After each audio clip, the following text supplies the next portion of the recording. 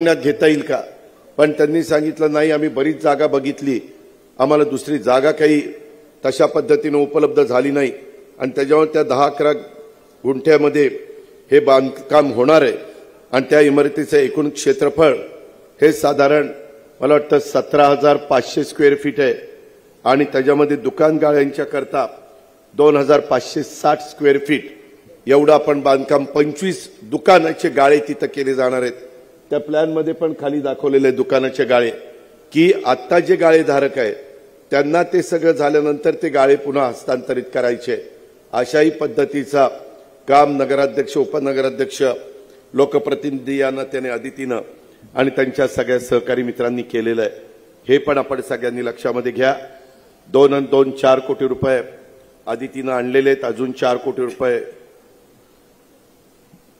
मिळायला पाहिजेत। बहुतेक आज टिकाव टाकायला अर्थमंत्र्याला त्याच कारणाकरता बोलायला दिसतंय, कारण अर्थमंत्र्यांनी टिकाव टाकल्यावर अर्धवट काम भेटून कसं चालेल।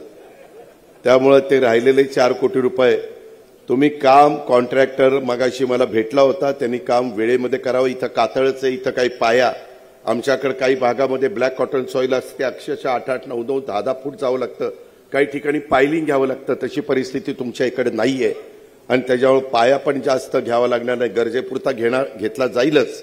ते आरसीसी डिझायनर किंवा संबंधित स्ट्रक्चरल ऑडिट करणारी लोक ते पाहतील, बांधकामचे संबंधित आमचे पीडब्ल्यूडीची टीम त्याच्यामध्ये लक्ष देईल। पण मी आपल्याला एक सांगतो, आई चंडिका देवीच्या साक्षीने सांगतो की हे काम अदिती तुम्ही वेळेमध्ये करा। हे काम निधी करता रखडले अशी मी वेळ येऊन देणार नाही। नवीन अर्थसंकल्प मी आता सादर करणार आहे, फेब्रुवारी 23ला आमचं अधिवेशन आहे, अर्थसंकल्पीय अधिवेशन सुरू होणार आहे आणि त्याच्यामध्ये पुढच्या वर्षाच्या करता 4 कोटी रुपये राहिलेले देखील तुम्हाला देण्याची व्यवस्था ही केली जाईल, जेणेकरून ते काम पूर्ण होईल। पण ते काम पूर्ण झाल्यानंतर तिथं बसणाऱ्या पदाधिकाऱ्यांनी, तिथं बसणाऱ्या नगरसेवक, नगरसेविकांनी, अधिकाऱ्यांनी, कर्मचाऱ्यांनी आमची तळा नगरपंचायतीच्या भागातनं जर कुठला नागरिक आला तर त्याचं काम एक तर त्याला हेलपाटा लावायला लावू नका, त्याचं योग्य काम असेल तर ताबडतोब ते काम त्या ठिकाणी तुम्ही पूर्ण करून द्या।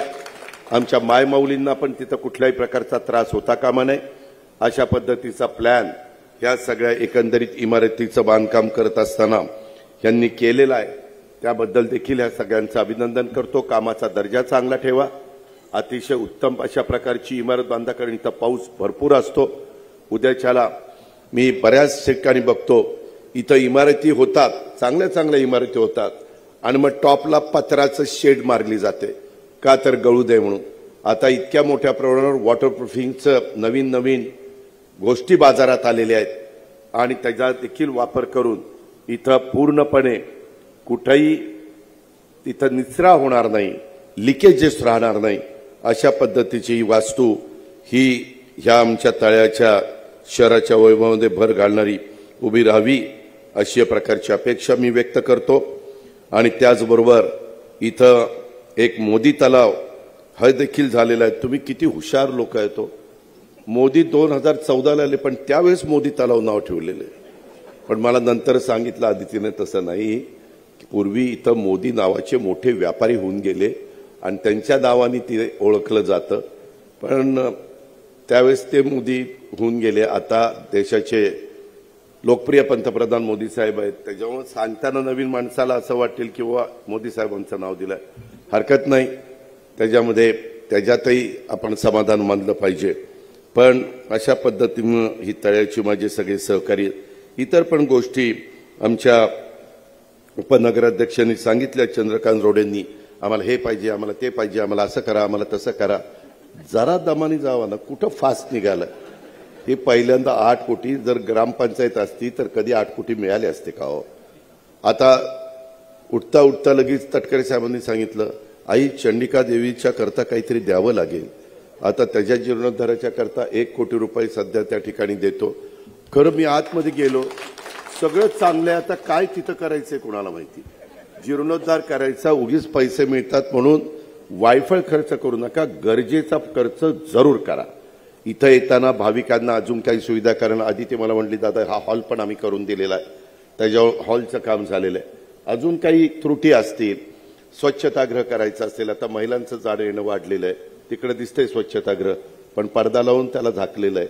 त्याच्यामुळे काही दिसायला खराब आहे म्हणून झाकलंय का चांगलं आहे तर दाखवलं का नाही? कार्यक्रमामध्ये स्वच्छतागृह दिसू नये म्हणून झाकलंय. आता सकाळी तर तिकडे गेल्याशिवाय भागतच नाही तरी झाकायचं, हे कितपत योग्य आहे? बरं, गमतीचा भाग जाऊ द्या. परंतु मित्रांनो, त्याच्यातनं ज्या सुविधा तुम्हाला पाहिजे त्या उद्याच्या काळामध्ये देखील आत जरा गेलो ना की आज जे कॉलम आहेत ना ते असे काळे काळे आहेत, जरा आतमध्ये स्वच्छ असा प्रकाशाचं रिफ्लेक्शन होईल अशा काही गोष्टी करा. त्याच्यात आदिती तू पण त्यांना सांग, बाकीच्यांनी पण लक्ष घाला. आणि जे आपलं ग्रामदैवतच आहे ना, ते ग्रामदैवत आई चंडिका देवी, त्यांचं ज्या काही गोष्टी तुम्हाला करायच्यात त्या व्यवस्थितपणे त्या ठिकाणी करून घ्या, अशा प्रकारची विनंती मी आपल्या सर्व सहकारी मित्रांना करतो. काम मात्र दर्जेदार करा, कामामध्ये कुठेही हलगर्जीपणा होता कामा नये, ही माझी तुम्हाला सगळ्यांना आग्रहाची, नम्रतेची, कळकळीची विनंती राहणार आहे. अशाही बाबी मी आपल्या सगळ्यांच्या लक्षामध्ये आणून देतो. मित्रांनो, तळगड किल्ल्याच्या साक्षीनं ह्या ज्या काही गोष्टी आपण घडतोय त्याच्यामध्ये माझी तुम्हाला विनंती आहे की आता आमचा सगळ्यांचा दृष्टिकोन प्रयत्न हा आहे की कोकणामध्ये सिंधुदुर्ग, रायगड, रत्नागिरी ह्या सगळ्या बेल्टमध्ये इव्हन पालघरपर्यंत निसर्ग सौंदर्य, समुद्र किनारा, प्रचंड मोठी हिरवीगार झाडी, चांगल्या पद्धतीनं पावसाळा पडताना जे धबधबे, आणि ह्याच्यातनं आमचा पर्यटक आकर्षित होतो. आणि म्हणून ह्या भागामध्ये अनेक महत्त्वाची कामं माझ्याकडनं, देवेंद्र फडणवीस साहेबांच्याकडनं, एकनाथराव शिंदे साहेबांच्याकडनं आदिती मागं लागून त्या ठिकाणी करत असते. आज ही जे काही आपण करतोय, मला मगाशी सांगण्यात आली 26 जून 2025ला इथली तळा नगरपंचायतीची स्थापना त्या ठिकाणी करण्यात आली 2015ला, आणि मला वाटतं 6 महसुली गावांची बनलेली ही सगळी नगरपंचायत आहे. तशी बघितलं तर छोटीच नगरपंचायत आहे. काल मी पुण्यामध्ये एका प्रभागामध्ये सभेला गेलो होतो, बाणेरला. 4चा प्रभाग आहे. 4च्या प्रभागाची मतदार संख्या किती असेल? 1.5 लाख मतदार 4 नगरसेवकांच्या प्रभागात आहे. तटकरे साहेब, ज्यावेळेस आपण राजकीय जीवनाला सुरुवात केली त्यावेळेस आपल्या सावंतवाडी मतदारसंघाची पण मतदार संख्या 1.5 लाख नव्हती, 1 लाख होती. 1 लाख होती. तिथं आमदार निवडून प्रवीण भोसले, नंतर दीपक केसरकर वगैरे हे लोक तिथं प्रतिनिधित्व करतात. अशा पद्धतीची एकंदरीत परिस्थिती. इतकं बदलत चाललंय, लोकसंख्या इतकी वाढत चाललेली आहे. आज ह्या कार्यक्रमाला मला कोणी सांगितलं 6-7 हजार इथली मतदारांची संख्या आहे. या माझ्या लाडक्या बहिणी तर एवढ्या संख्येने आलेल्या आहेत, आणि तुम्ही पण लाडक्या भावांच्या पेक्षा बहिणींची संख्या जास्त आहे, त्याबद्दल धन्यवाद. कदाचित आदितीचा कार्यक्रम असल्यामुळे आला असाल, कारण तिनं एक चांगली योजना आपल्या सगळ्या लाडक्या बहिणींच्या करता आणलेली आहे. आम्ही पण सगळ्यांनी त्याच्यामध्ये सर्वतोपरी सहकार्य त्या ठिकाणी केलेलं आहे, हे पण आपल्याला सगळ्यांना माहिती आहे. माझी तुम्हाला सगळ्यांना एक गोष्टीची विनंती राहील. मित्रांनो, आता इथून पुढच्या काळामध्ये ज्याचा उल्लेख आमच्या तटकरे साहेबांनी केला, CIIT, वेगवेगळ्या प्रकारचं आपण ITIचं शिक्षण घेतो, पॉलिटेक्निकमध्ये शिक्षण घेतो, इंजिनिअरिंगचं शिक्षण घेतो, अनेक प्रकारचे शिक्षण घेतो.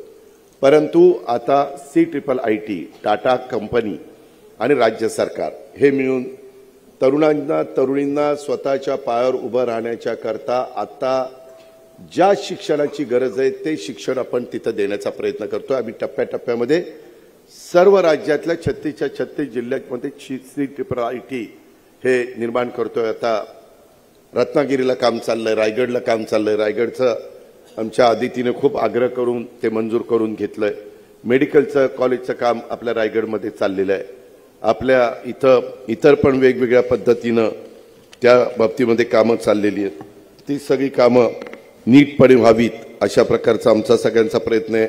मी स्वतः आढावा घेत असतो, हे पण दर 15 दिवसाला त्याला आदिती पण येत असते, आणि त्याच्यातून आपण रायगड जिल्ह्याच्या करता विकासाच्या दृष्टीनं काय काय करता येईल, मग शासन त्याबद्दल कटिबद्ध आहेच, ती आमची नैतिक जबाबदारी आहे. रेवस्ते रेड्डी सागरी मार्ग, त्याच्यातून पर्यटन मोठ्या प्रमाणावर वाढावं, वसई ते Alibag multi modal corridor, Sewri आणि नावाशेवा यांना जोडलेला जो अटल सेतू आपण केला, तिथं नवी मुंबई आंतरराष्ट्रीय विमानतळ ते आता सुरू झालेलं आहे, त्याला चांगल्या प्रकारचा प्रतिसाद मिळतोय.